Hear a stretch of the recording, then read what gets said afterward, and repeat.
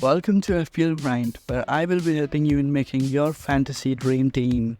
So, last game week was pretty average and a lot of managers did not score great points, but let's change that this week. In this video, I will be telling you the players to buy, sell and avoid. So without further ado, let's start it. So, the first player to buy is the Newcastle defender, Botman. He has his match against Sheffield United and it's a pretty easy fixture for Newcastle, and he faces Burnley, West Ham United, Crystal Palace and Wolves in future.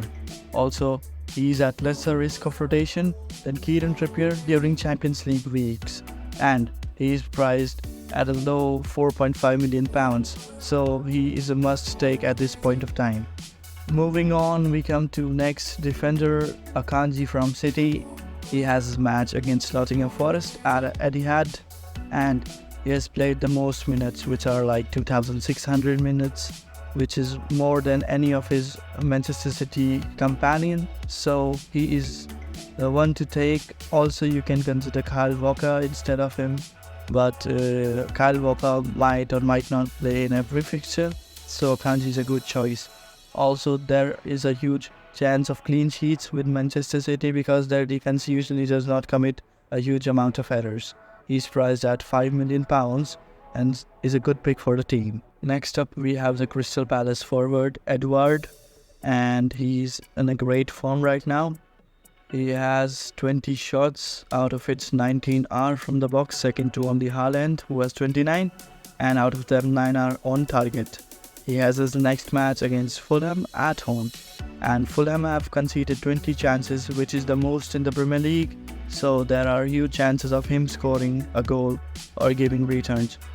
He is third in forward standings behind Haaland and Alvarez and is priced at £5.6 million only, so you might consider him for your team. So after Edward, we have Alvarez from City. He has started every match this season and his expected goals value is 0.4 per 90 minutes and expected assists are 0.2 per minute per game. So goal involvements are about 0.6 per 90 minutes, which is huge. Also, he averages about 7.4 points per match, which is great, and he is only priced at £6.8 million, which to be honest is a great deal for a player like him. Lastly, we have Mo Salah from Liverpool, who also has started every match this season. He has an expected goal involvement of 1 and averages about 6.6 points per match, which is great, and he is priced at £12.5 million, which I guess is a little bit too much if you are pairing him with Haaland in your team, but as you can see, he is averaging 6.6 points per match, so that is great, and usually it is almost equal to having two midfielders who are blanking every game week. So having him in your team is a great option because he is going to give returns almost every single game week. Also, the fixtures for Liverpool are pretty good, so you can consider buying him. Now we move on to players that you should sell or avoid. The first one is Nicholas Jackson from Chelsea. He's only 1 yellow card away from suspension. He has scored only 1 goal in the last 5 matches. He averages only 2.2 points per match, which is like just playing a game and doing nothing. And he's priced at 7 million, and there are great alternatives at 7 million, so you should definitely sell him at this point. The Chelsea fixtures are good, but I do not have trust in Jackson anymore, so I did not buy him in the first place because I saw the first game week and I was not confident, and I am pretty happy with that opinion of mine. Moving on, the next player you should avoid at this point is Ben Chilwell. He has no attacking returns in the last 4 game weeks, and Pochettino also said that he wants his wing-backs at defending only, so it might not be possible for him to attack. Also, he was benched, so he didn't play the full match last time, and there are greater options at lesser costs from teams like Newcastle and Spurs. He only averages 3 points per match, and he's priced at 5.8 million nowadays. So you should avoid buying him, and you can sell him as well. But if you are focused on transferring other players out from your team, the next fixtures of Chelsea are not very hard, so you can keep him for 1 or 2 more weeks. Let's see.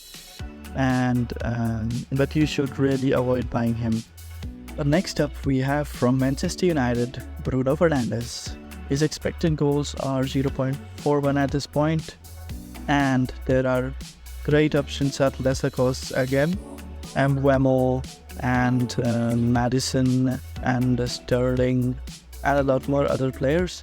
He's averaging only 3.8 points per match. That is also because he played great in a match against Nottingham Forest, I guess.